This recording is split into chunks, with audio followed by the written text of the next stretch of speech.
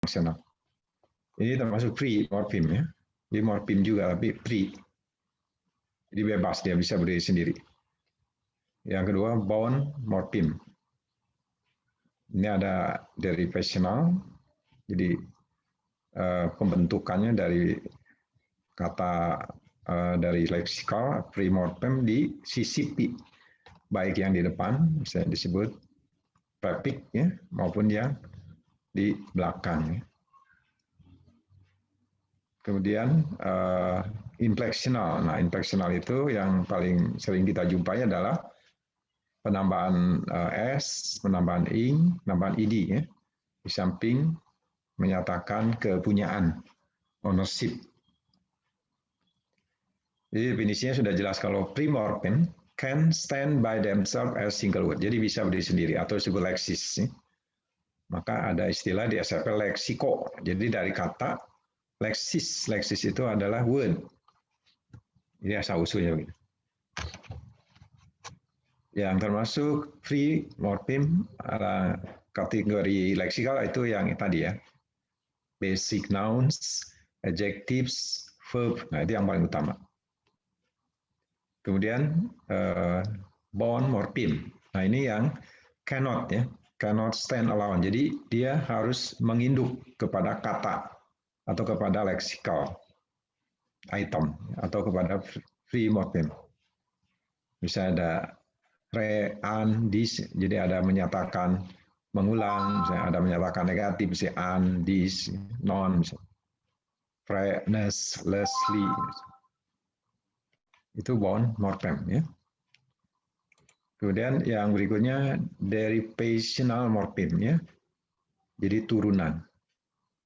Misalnya noun can be changed to adjective, misalnya jadi careful, jadi careless, carefulness, use, misalnya use menggunakan verb, useful ditambah full menjadi adjective ya.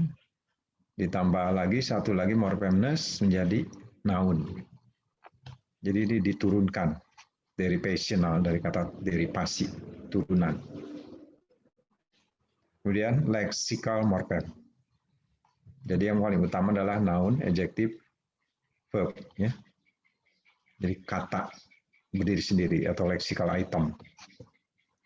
Nah, itu tentang morfem. Jadi nanti di dalam analisis kita harus mencantumkan keilmuannya ya. Apakah ini derivational? Derivational itu misalnya ness ini sebagai apa, li sebagai apa, an, ya. Ada if, ada ti, macam-macam, ada ion misalnya. Kemudian apakah infleksional ya? Boleh diberi warna, tetapi harus ada penjelasannya ya. Supaya kita nanti lebih aware ya, lebih peka. Kalau menulis kita peka gitu. Oh, ini harus disisipi tambahkan morfem apa, apakah derivational atau infleksional.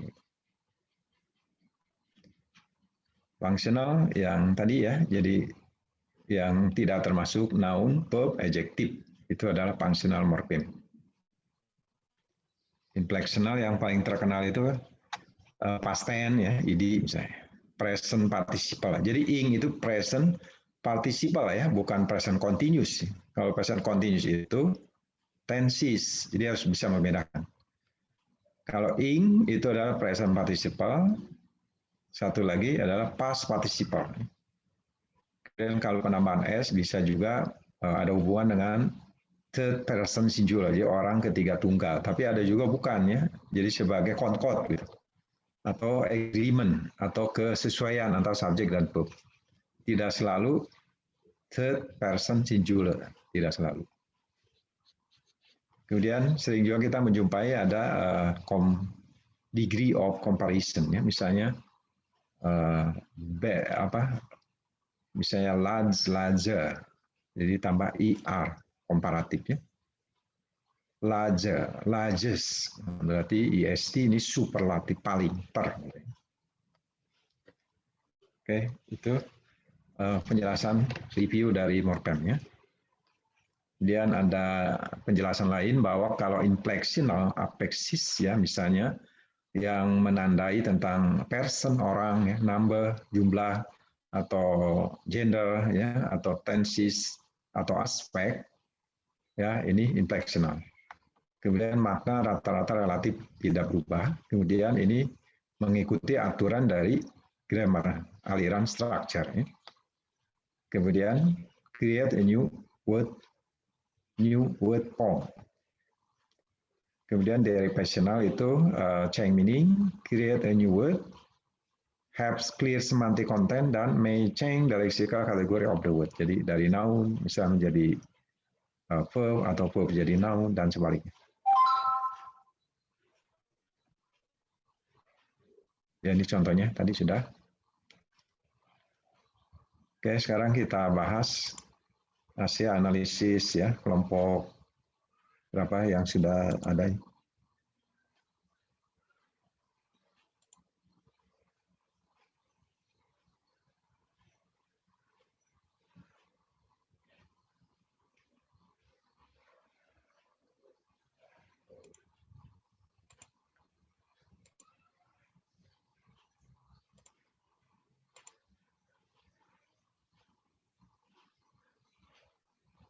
Ya ini.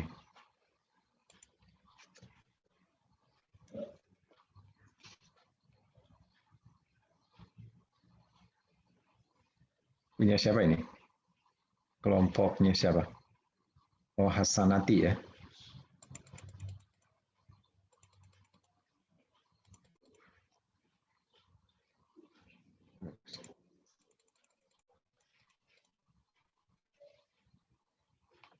Sudah terbaca? Sudah. Tag keempat merupakan tag yang koheren. Tag keempat itu yang ini ya. Oh, ini si tag activity 4 ya. Sekarang activity 3 dulu ya. Yang tentang morfem dulu. File. Oh, beda file ya, beda file. Ngirim 2 di situ. Padahal disatukan aja. Supaya tidak banyak halaman ya. Lagi. Nah, ini.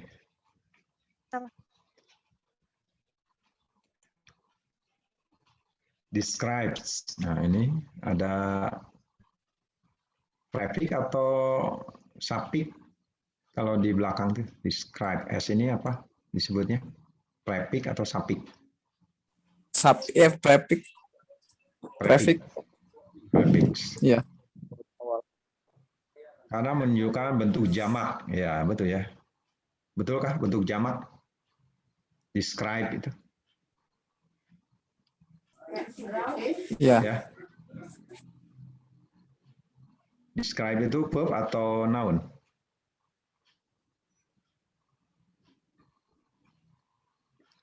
Harusnya kalimat dulu ya. Jadi kalau menganalisis itu coding dulu, coding gitu ya.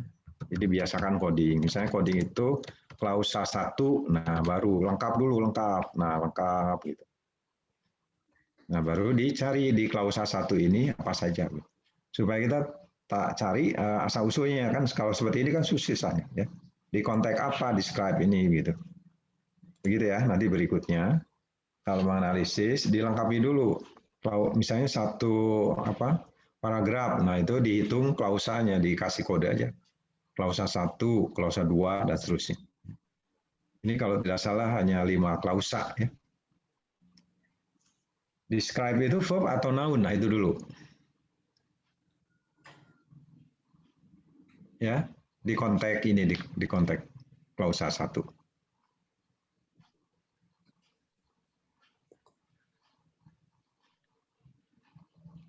Siapa ini kelompoknya? Kelompok Siti ya. Siti di klausa 1, di situ ada kata describes, ya, itu describe-nya kelompok kategori verb atau noun.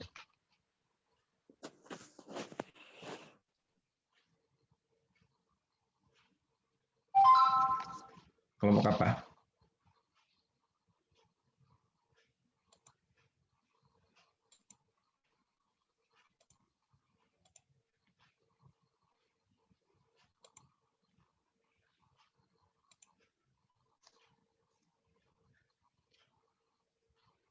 This paper, nah ini berarti kan subjek ya. Describes, nah berarti ini verb ya.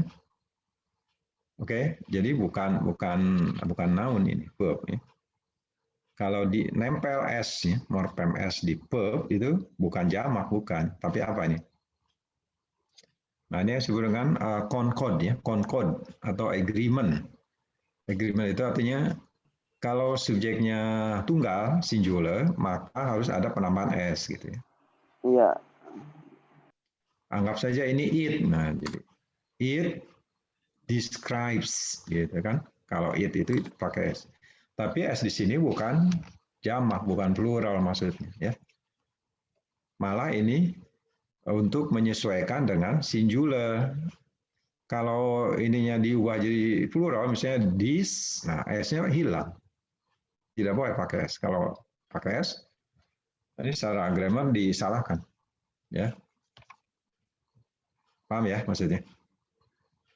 Jadi ini klausa 1, nah tulis dulu lengkap, nah baru dicari.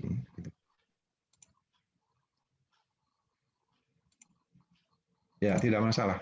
Masih proses kita. Sudah nampak lagi? Belum ya?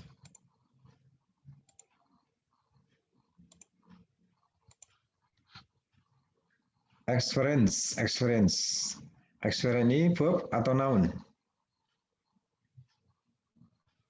Jadi noun. Kalau noun betul jamak begitu ya. Jadi dipastikan dulu word classesnya apa? Word classnya. Kalau noun jamak. Gitu. Using dari kata use ditambah ing. Nah, ini bukan continuous. Kalau continuous itu present continuous itu salah satu bentuk tenses, ya. Ya. Kalau ini bukan bentuk tenses. Kalau sini namanya present participle. Jadi kalau inform present participle ya.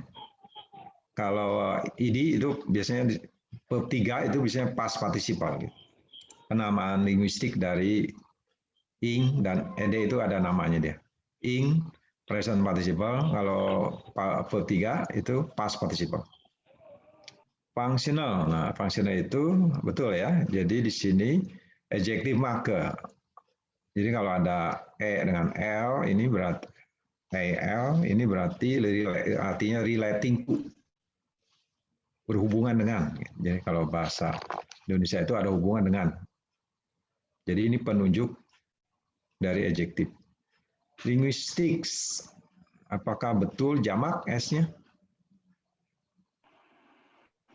Nah ini bukan ya, bukan. Jadi kalau ada bidang ilmu ditambah huruf s ini namanya ilmu ya. Misalnya politics, nah itu artinya ilmu politik. Linguistics artinya ilmu bahasa, begitu ya. Economics berarti ilmu ekonomi. Jadi kalau penambahan s di bidang ilmu itu artinya ilmu ya. Jadi branch of science. Nah, jadi sini ada ilmu bahasa. Bukan berarti linguistik ditambah s jadi jamak, bukan ya.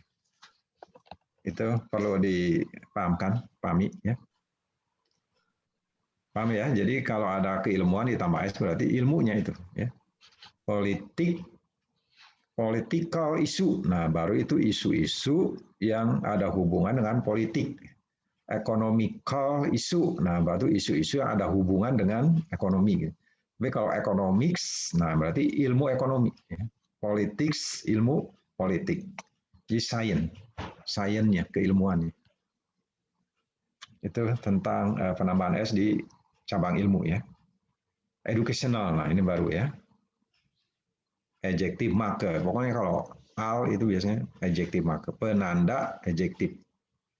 Settings jamak itu. Decades jamak, oke. Approaches jamak, oke ya. Describing sama ya, present participle. Affordances, nah apa nih? Affordance. Apa arti affordances? Nah, ini penting. Affordance, afford. I cannot afford that book because its prices is expensive. Afford, kalau afford itu tidak mampu. Kalau affordance apa ini? Ini beda lagi nih. Apa? Ada yang tahu? Apodens. Kalau jamak apodensis. Kebalikannya kali Pak, kebalikannya tidak mampu. Kan apodnya mampu. Apodnya apodens. Manfaat. Jadi ini satu istilah khusus ini, apoden itu. Jadi apa yang ditawarkan lingkungan kepada kita, itu istilahnya apodens ya. Jadi apa yang bisa ditawarkan lingkungan kepada kita itu namanya apodens. Jadi lingkungan menawarkan sesuatu kepada kita, lingkungan. Kalau di bidang bahasa berarti grammar, pengetahuan grammar itu menjadikan kita, menawarkan kepada kita menjadi lebih peka. Seperti ini belajar, kita peka ya terhadap makna. Sehingga menjadi wawasannya bertambah. Itu arti apoden. Teachers jamak. Emphasis. Nah, emphasis itu ini bentuk pengubahan, iya noun ini pengubahan dari verb. Verbnya itu emphasize. Nah, emphasize itu verb. Menekankan. Kalau ini berarti penekanan. Ya, penekanan. Jadi ini bukan morfem ini. Morfemnya morfem tapi morfem free ya. Word ini. Nggak ada yang ditempel di sini. Jadi memang satu kata. Free dari verb, ya. Dari noun. Ya, noun ya. Ini. Awalnya emphasize. Dari noun ya, Bah ya? Ya, ini noun. Kelas katanya noun. Ya morfem juga, tapi yang dibahas di sini ya dua aja, dari personal dan implected aja. Kalau itu nggak usah dibahas. Provides, nah ini yang tadi disebut concord ya. Kalau di depannya singular, ya tergantung subjeknya, bukan kalimat. Tergantung subjek, ya. Makanya subjek, verb, subject, verb, agreement, nah, disebutnya itu, ya. Atau disebut concord. Powerful, nah jelas ya, ini adjective full-nya ini adalah penanda adjective marker gitu aja. Kita kenali aja, mana adjective marker, mana noun marker, gitu, mana verb marker. Penanda noun itu beda sendiri, penanda adjective itu beda, penanda verb itu beda. Tools, jamak, oke. Identifying, present participle ya. Priorities, ya ini jelas. Ini apa priorities ini? Untuk menunjukkan jamak. Ini jamak ya. Ini belum selesai nih, titik-titik nggak ada. Designing sama ya, present participle. Assessing sama ya, present participle. Learners, nah di sini di belakang ini ownership ya, betul ya, kepemilikan. Accomplishment, nah, dari kata accomplish ditambah prefix ini berarti penanda apa? Adjective. Enggak, noun. Ya, penanda noun ya. Terus ditambah lagi, ada lagi dua di sini nih. Jadi jamak. Jamak, ya gitu. Jadi jamak. Jadi nounnya banyak. Accomplish-nya verb ya. Melengkapi, menyelesaikan gitu. Means ya mak kayak informally nya adverb, penanda adverb ya. Offers ini. Nah, di sini bukan jamak mungkin ya, bukan ya. Apa tadi? Tapi verb menawarkan, tergantung subjeknya. Ya, itu namanya agreement. Ya, agreement atau concord. Ya, agreement atau concord. Ya, subject verb agreement. Means. Jamak, oke. Making bergantung konteksnya. Konteksnya bagaimana making? Karena nggak ada ininya. Iya, itu makanya kalau menganalisis ini mempersulit pembaca nih Anda nih.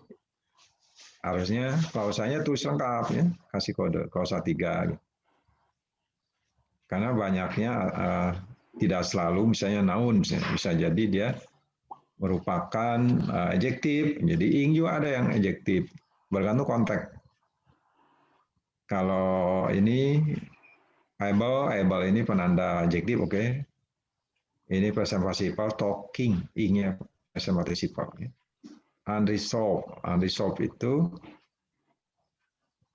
ini an-nya prefix ya. terus ada di, jadi ada dua noun dari kata resolve. Tapi kalau di belakang unresolved ini noun, berarti dia adjektif, penanda adjektif nih. Walaupun di sini ada morfem an dan di. Jadi ini menunjukkan adjektif, betul. Ya. Issues, jamak. Okay. Rising, present participle. Experiences, jamak. Ya. Teachers, jamak. Jamak. Ya.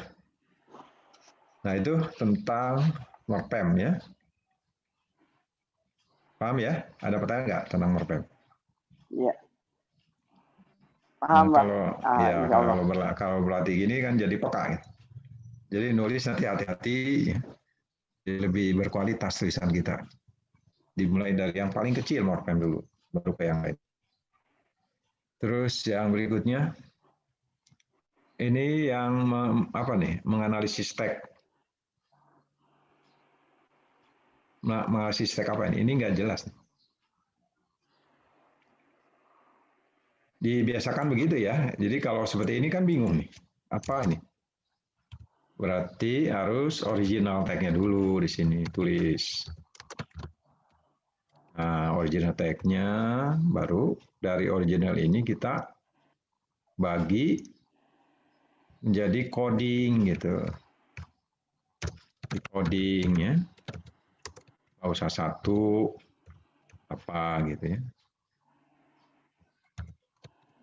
Terutama yang tag-nya panjang. Kalau pendek mungkin nggak perlu di-coding, nggak masalah. Ya. Tapi yang panjang wajib di-coding. Nah, sekarang kita mengatakan kelompok klausa dan kata di atas bisa dikatakan sebuah tag. Yang mana? Nggak ada kan? Bingung gitu. Ya begitu ya, dibiasakan. Jadi sebagai pembaca, kalau misalnya kita pembaca, kita bingung. Ini yang mana? Kelompok klausa yang mana, kata yang mana gitu.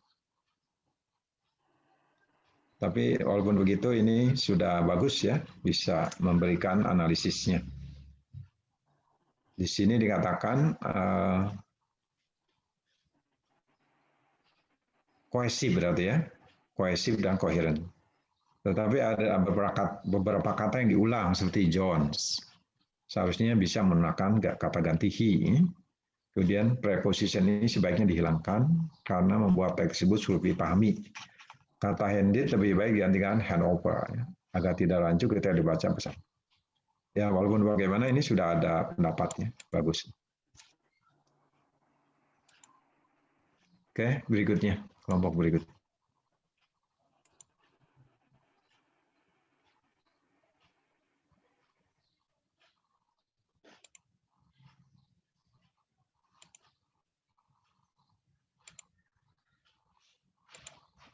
Kelompok berikutnya siapa ya? Oh ini kelompok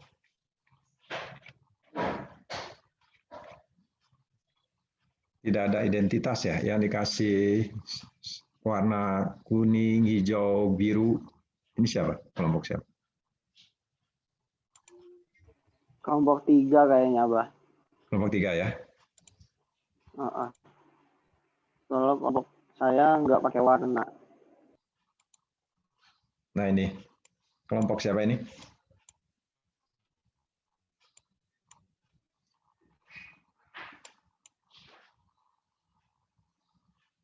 Kelompok Hasanati bukan ini? Maksudnya nggak ada identitasnya, jadi biasakan juga ya. Kalau mengerjakan tugas, di sini tuh ada members-nya siapa gitu ya. 1 siapa gitu, 2 siapa gitu.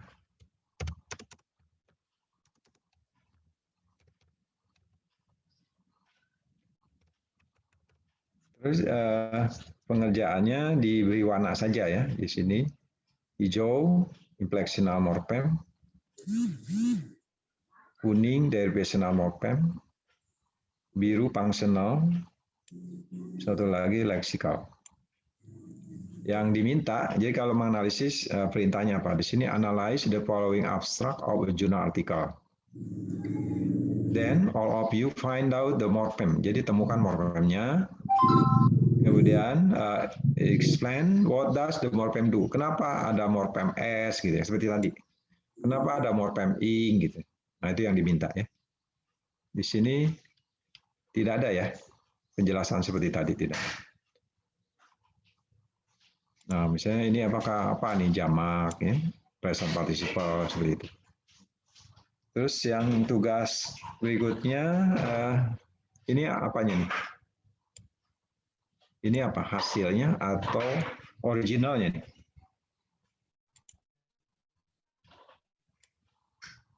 Kelompoknya siapa ini yang punya? Kayaknya bukan kelompok Hana deh, Pak. Kalau kelompok Hana, kita perkataannya itu sudah diwarnain masing-masing gitu, Pak. Jadi keterangannya di bawah. Ini Hana ya. Hana ya. Hana. Tapi ini nggak ada ini ya, nggak ada analisisnya. Ini originalnya kan?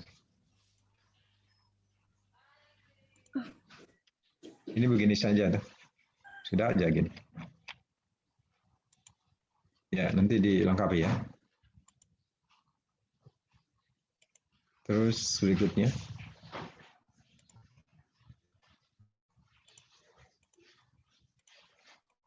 Berarti kelompok yang berikutnya kelompok Rohan ya, Pak Rohan.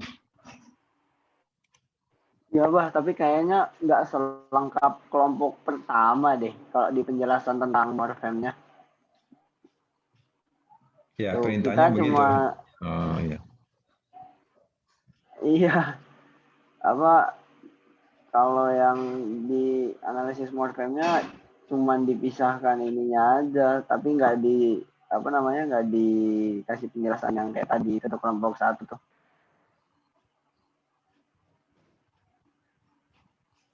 Ini yang diminta morpemnya aja. Kemudian kenapa morpem itu seperti itu gitu? Apakah ing, ada IC, ada al gitu. Ada iya. Contoh artikel jurnalnya adalah teks deskriptif. Nah, ini belum tentu ya, Rohan. Kenapa? Ini tuh apa, Rohan? Dari sini ke sini itu apa ini? Merupakan apa nih? Nah, ini apa nih? Kumpulan klausa. Dalam suatu jurnal ini disebut apa? Jurnal itu kan ada judul, title, setelah title Abstrak. Iya. Abstrak. Iya. Abstrak ini. Cirinya apa? Kok bisa tahu abstrak ini? Dari mana buat taunya ini abstrak? Karena ada dijelaskan Tahu dari tujuan. Ya.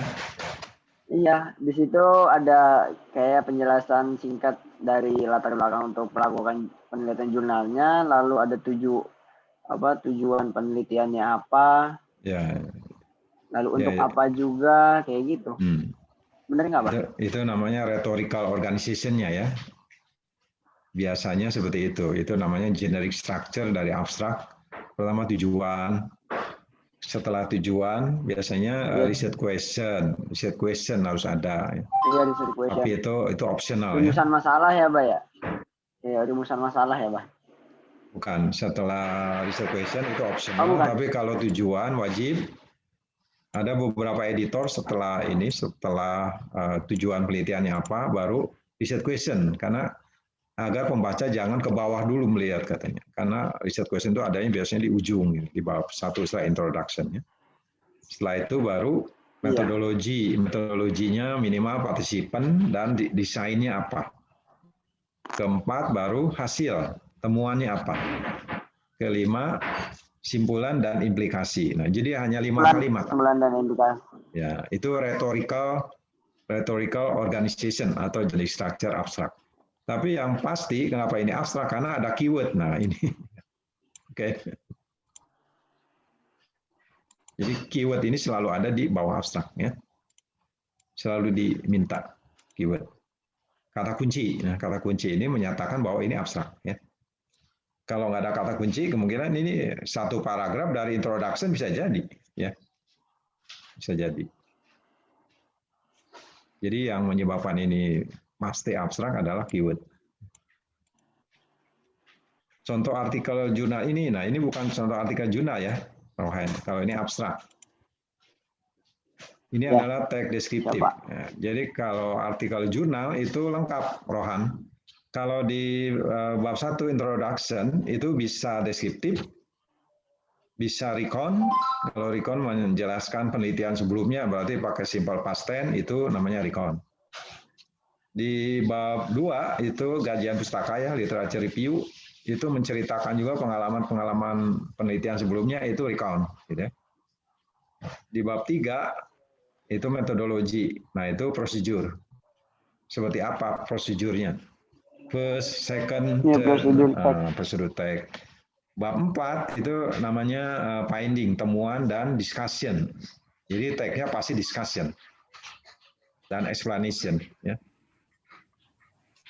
Terus bab simpulan itu bisa kembali ke information ya, teks report misalnya, melaporkan. Jadi yang namanya artikel itu adalah hybrid namanya, hybrid ya.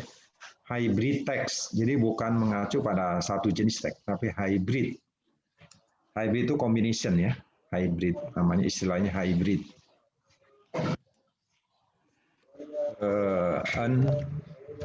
Journal article ya, gitu. Comprises hybrid ya, hybrid text. Jadi maksudnya more than one text ya. Iya, model jadi apa pemakaiannya lebih dari satu jenis teks ya, Bah ya, gitu ya? Iya, betul. Nah, jadi karena ini abstrak, jadi kita nggak perlu analisis ya. Cukup yang tadi itu morfem saja. Experience. Ya, Nah, ini ya Bah tuh morfemnya nggak lengkap. Iya, ya, belum lengkap, belum maaf. Ya. Continuum itu satu kata ya, satu kata. Bukan di belah-belah. Jadi ya, kita emang naonnya Bah ya? Ya, nanti diperbaiki. Jadi yang Iya, diminta seperti Bah. tadi ya, yang diminta nanti support with your reason. Ya.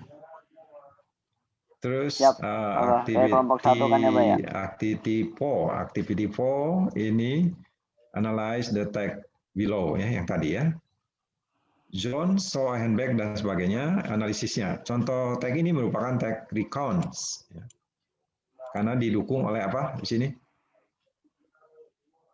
Menjelaskan event atau sebuah kejadian. Ya, betul. Contoh tag ini bias. Dibilang apa? Oh, bisa ya maksudnya? Bisa, Pak. Bisa. Itu bisa dibilang koheren. Karena setiap topik kalimat yang dibahas itu saling berhubungan. Namun tag ini tidak kohesif. Bisakah sesuatu tag yang koheren tidak kohesif? Padahal kohesivitas ini kan alat untuk supaya koheren. Gimana? Ya, enggak, itu kayak keliru deh, Bah. Maaf, Bah. Ya, nggak masalah. Karena dari kalimat pertama sampai akhir hanya terdapat beberapa kata sambung, yaitu kata and dan when. Itu pun kurang tepat dalam pemakaiannya. Kemudian tag ini juga terlalu banyak mengulang kata John, ya betul ya. Dan kata tas tangan sehingga membuat kalimatnya menjadi kaku. Seharusnya penggunaan kalimat yang tepat itu menurut kami ya. Ini sudah Abah perbaiki nih. John saw a handbag in the field. Then he walked. Ini perbaikannya nih. John saw a handbag in a field, then he walked across a field and picked up a handbag. Kemudian he took the handbag. Jadi pakai the. Karena sudah dijelaskan bagnya yang ini gitu. Jadi tidak kalau itu kan berarti and. Ya, berarti ini definite ya. Kalau indefinite tidak jelas handbagnya yang mana. Kalau setelah dijelaskan di awal maka ini menjadi the. Took the handbag to the police station, ya, and handed in as lost property. Nah, yang sepanjang ini nih dijadikan dua ini aja nih, dua pola aja. When he had done, misalnya, dua pola, iya. He had done this, he went home, begitu, ya. Nah, baru dianalisis begitu. Setelah si John itu melaporkan ya, Pak ya. Iya. Setelah si John itu melaporkan kalau itu dia pulang ke rumah. Dia pulang. Jadi jadi this-nya ini adalah reference daripada yang panjang ini. Dilakukan ya. Iya, pengaduan yang dia ke kantor polisi itu, Pak kantor ya? polisi, ya begitu. Nah, ini baru dianalisis iya. nih ya, Rohan. Ini tag asli, ini Iya, tag Pak. perbaikan. Baru kita analisis tag asli dengan tag perbaikan begitu. Jadi masih belum selesai nih, ya. Jadi Iya, Pak, ya. next step ya, next step adalah you can compare, nah gitu, the two text ya, Original the two text. in term of ya yang tadi coherent and cohesive. Ya.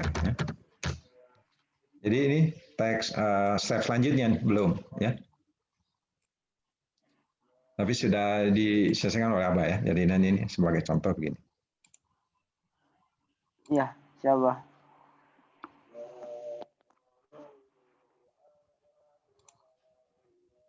Nanti pengerjaan morpemnya seperti gini ya. Activity 3 morpem apa, kemudian title, kemudian dibagi menjadi klausa 1, baru dibahas gitu. Begitu jadi enak. Iya, siapa? Nanti Usah.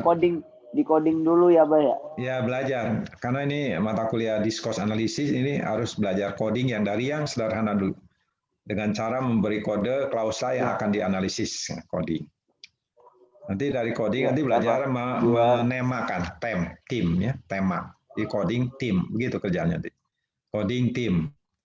Tim itu masih luas nanti di sub tim, jadi dirinci lagi sampai menjadi temuan. Temuan itulah jadi bab 4 nanti di skripsi.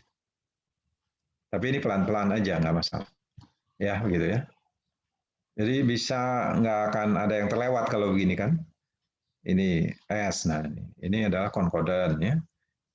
Ini noun berarti ini jamak gitu. Using, nah ini present participle. Nah ini penanda apa? Penanda adjektif. Ini keilmuan ya. Linguistics, nah ini berarti ilmu bahasa artinya ya. Bukan jamak, bukan. Abah, maaf, belum share screen. Oh, belum ya?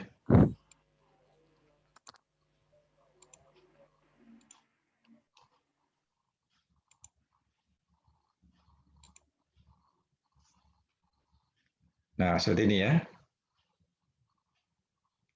Jadi originalnya dulu, klausa berapa, baru dianalisa. Ini klausanya, nah jadi berarti original clause-nya. Kemudian baru kita persatu ya dianalisa. Jadi ingat kalau ada penambahan morpem S di dalam verb, ya, ini bukan berarti jamak, bukan, tapi namanya concord. Concord itu artinya agreement atau kesesuaian antara subjek dan verb. Ini penting dalam bahasa Inggris itu. Kalau singular, maka ini ada penambahan S. Gitu. Tapi ini pun bergantung dari verbnya. Nanti ada yang E dengan S. Ya. Seperti try itu jadi tries. Ya. Kalau di depannya ini singular. Third person singular. Misalnya, he tries to speak English well. Misalnya. Tries. Jadi ada proses Y-nya berubah jadi I, baru ditambah E dengan S. Gitu. Jadi verb kalau ada penambahan S ini namanya concord, ya, agreement. Nah ini harus dilatih, jangan sampai ketinggalan. Kalau di sininya plural, misalnya this, nah, misalnya plural, maka di sini tidak perlu menggunakan morpem S. Kalau al itu relating to artinya ya berhubungan dengan, ya. Political issue artinya isu berhubungan dengan politik. Economical issue berhubungan dengan ekonomi. Gitu. Ini klausa 2 ya morpemnya ada yang plural jamak ya, ada yang berhubungan dengan dengan adjektif make, ada juga ya yang plural ya. Demikian seterusnya ya, begitu. Sampai 5 ya, sampai 5 klausa. Nah, ini tadi sudah dibaca sekilas. Jadi revise-nya itu John itu tidak perlu diulang ya. Jadi berikutnya diganti dengan he. Kemudian bertemu lagi dengan John sudah diganti dengan he. Karena handbagnya sudah dijelaskan di muka, makanya menjadi definite ya. Jadi kita sudah sama-sama tahu bahwa tasnya yang itu. Jadi di sini menggunakan the, bukan lagi. Nah ini elipsisnya, jadi handed in lost property, kemudian ini dijadikan dua klausa ya, satu induk, ini induknya he went home, kemudian satu anak. Nah baru di analisis, nah ini analisisnya ya, ini alternatif. Nah ini yang dihargai itu yang ini nih ya, bukan memperbaiki bagus ya, tapi yang dihargai adalah ini dalam diskursus analisis. The two set of sentences, berarti yang original dan yang revisi gitu, are likes, jadi mirip sebetulnya in terms of experiential, logical, and interpersonal components. Nah ini dalam rangka comparison. Nah ini kita yang menambahkan ini membandingkan, jadi original dan revised version ini dibandingkan. However, nah ini artinya mengkontraskan ya. Jadi conjunction itu harus paham ini apa nih. Nanti diberi contoh di belakang, nanti ada kontras, ada example, dan macam-macam. The second set of sentences read much more like a coherent and unified than the first set. Jadi lebih coherent yang ini daripada yang ini. Kalau ini sedikit redundant ya, berlebihan. Kemudian the reason for this, kenapa ini lebih menyatu dan lebih coherent? Nah ini namanya reason ya, ini reason.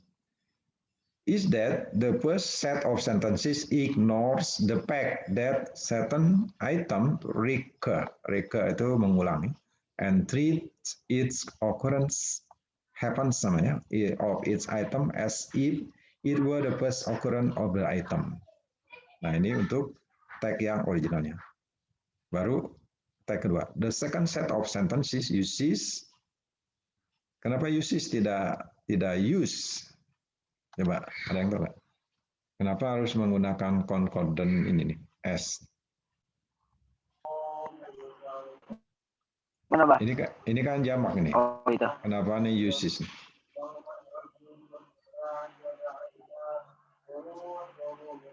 Kenapa nih? Coba kira-kira.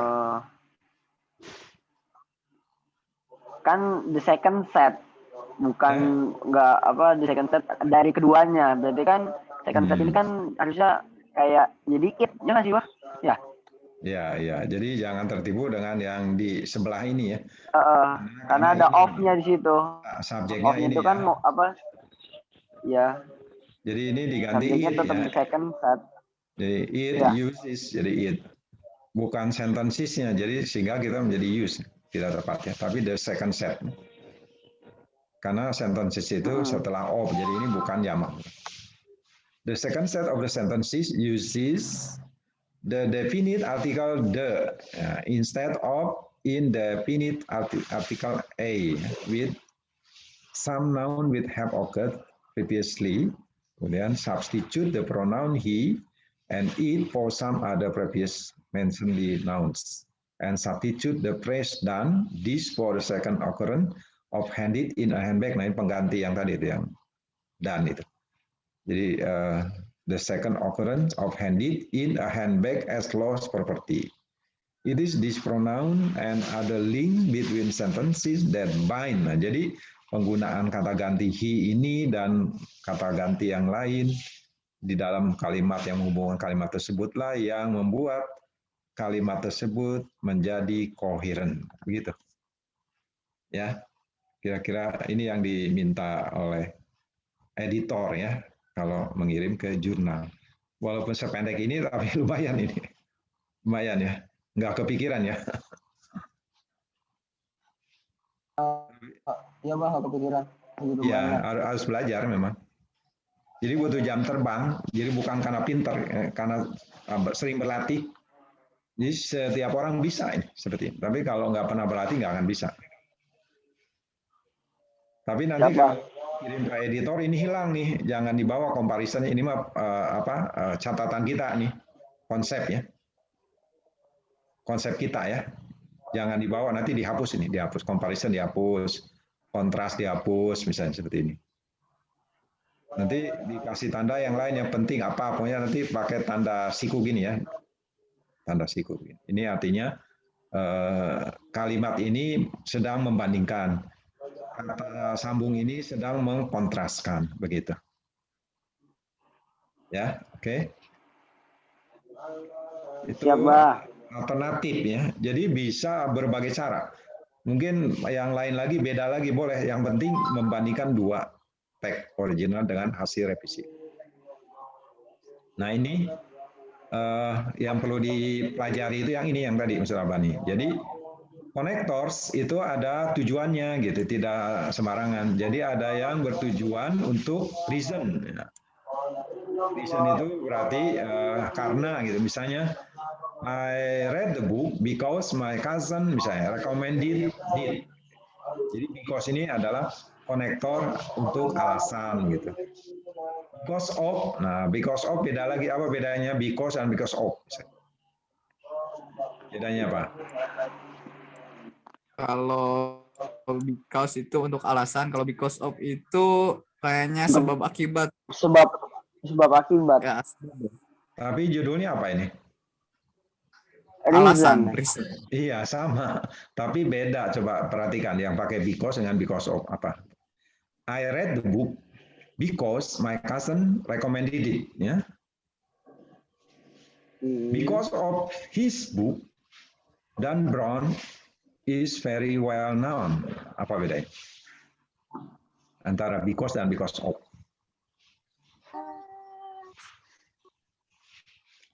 Ya, jelas di sini. Kalau because of diikuti praise, oke? Kalau because diikuti clause, nah itu bedanya ya.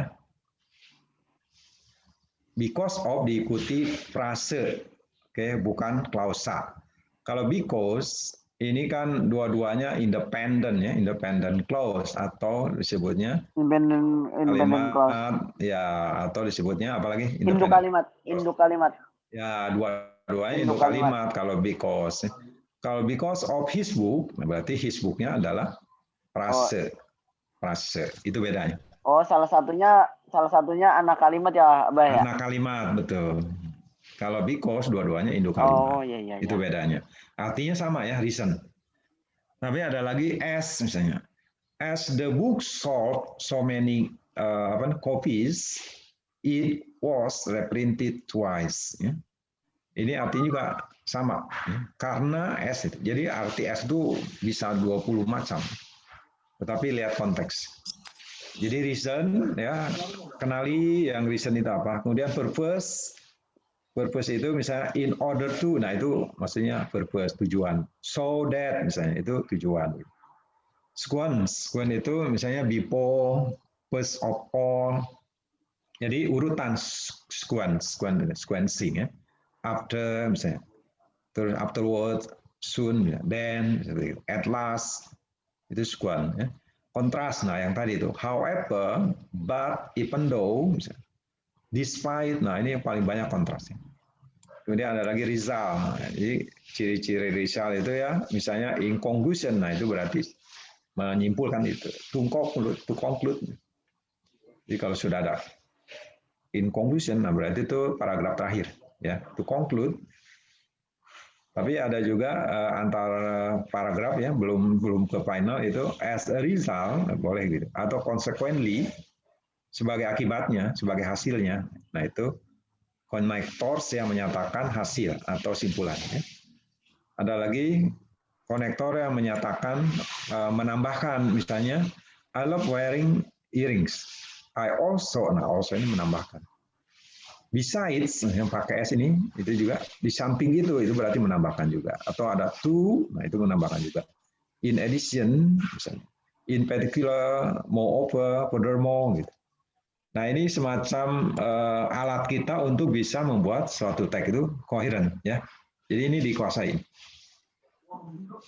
Dikuasai, bukan dihafalkan, tapi dilihat konteks, belajar membuat, misalnya penggunaan but di dalam kalimat, kita berlatih, but ini digunakan apa saja.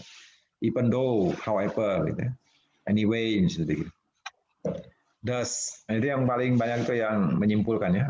Does, hence, however, anyway. Nah, dengan penambahan inilah maka itu menjadikan berciri itu merupakan genre saintifik ya. Jenis teks ilmiah gitu.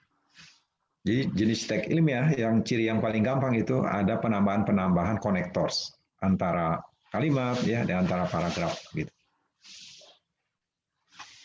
Oke ya, ini nanti akan di-share nanti bisa dipelajari. Kemudian sekarang latihan lagi satu lagi aja nih sebelum libur awal Ramadan ya. Nah ini silakan mau dikerjakan sekarang atau gimana? Di kelompok aja di breakout room. Jadi sekarang menganalisis ya. Ini adalah teori belajar Piaget ya dengan Vygotsky. Nah, nanti diamati bagaimana melaporkan dua perbandingan teori belajar ini. Kemudian ada permintaan sini analyze also lexical relation-nya atau lexical cohesion-nya.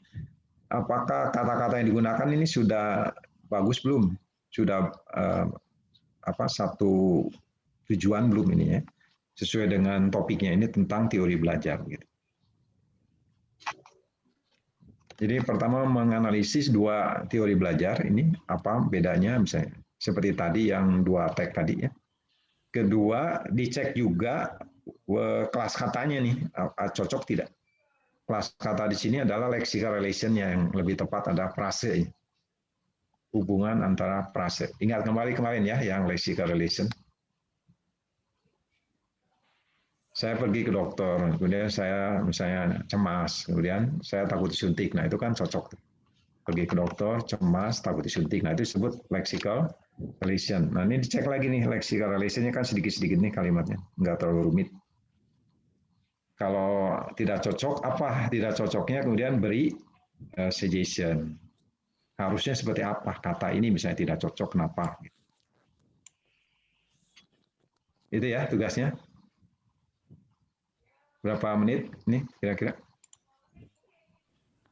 Dipoto dulu, udah dipoto. Belum, Pak. Ya, silakan dipoto dulu. Abah ini mau dibagi berapa kelompok, Abah? Seperti kemarin berapa? 3 kelompok paling. 3 ya? Iya, 3 kelompok. Iya.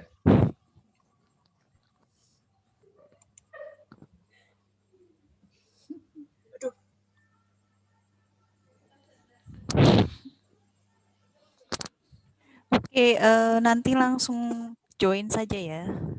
Ini sudah di set kelompoknya. Ya, Miss. Silahkan bisa langsung join di kelompoknya masing-masing.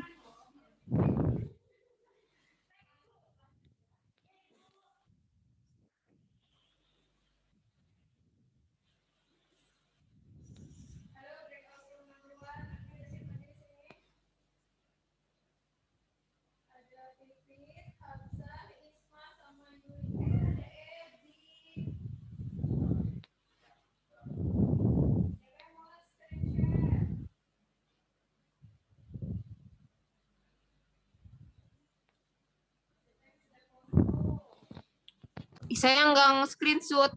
Halo. Oh. Ada yang screenshot? Enggak. Tenang, jangan khawatir. Tenang, Kak Sahrul. Ini gitu. Sudah terlihat? Sudah. Tapi ini kepotong tadi nge-screenshotnya. Gimana ya? Ada yang lengkap kok, Miss. Siapa itu? Ada yang mau share? Tuh Lisda Fauziah tuh. Oh ya, sebentar saya Enggak screenshot Lisda mah. Hah? Gimana? Enggak, Miss, bisa enggak screenshot. Apa ada?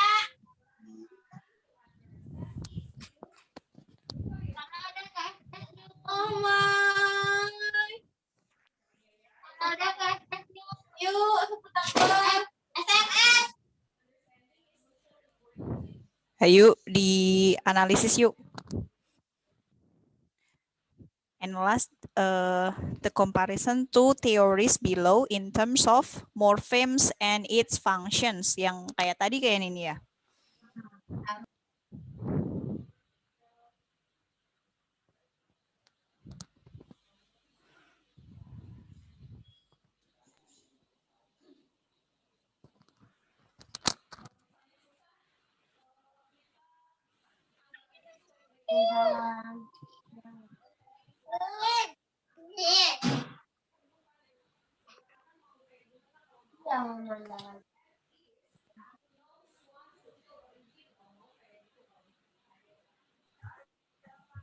Miss, saya coba mau share screen, Miss. Gimana? Coba saya mau share screen. Oh iya, oke.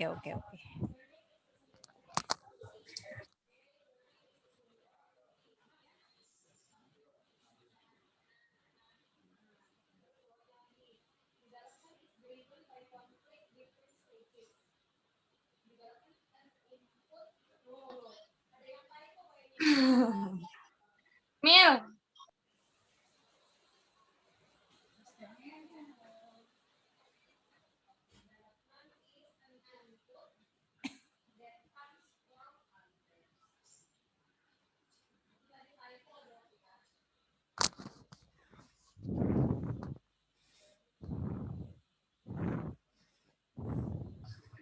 Ini lengkap nggak? Kelihatan nggak? Guys. Yuk, nggak kebaca kalau di Misma.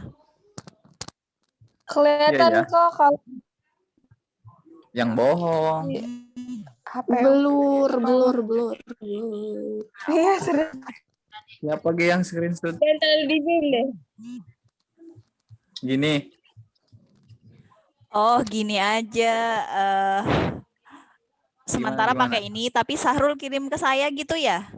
Nanti Miss. yang Boleh. ah,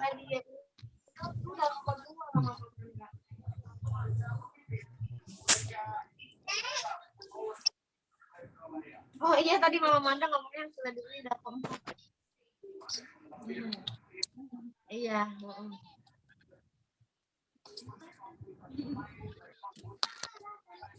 Bukannya kalau dikirim ke WhatsApp nambah buram ya? iya. Coba dulu dah.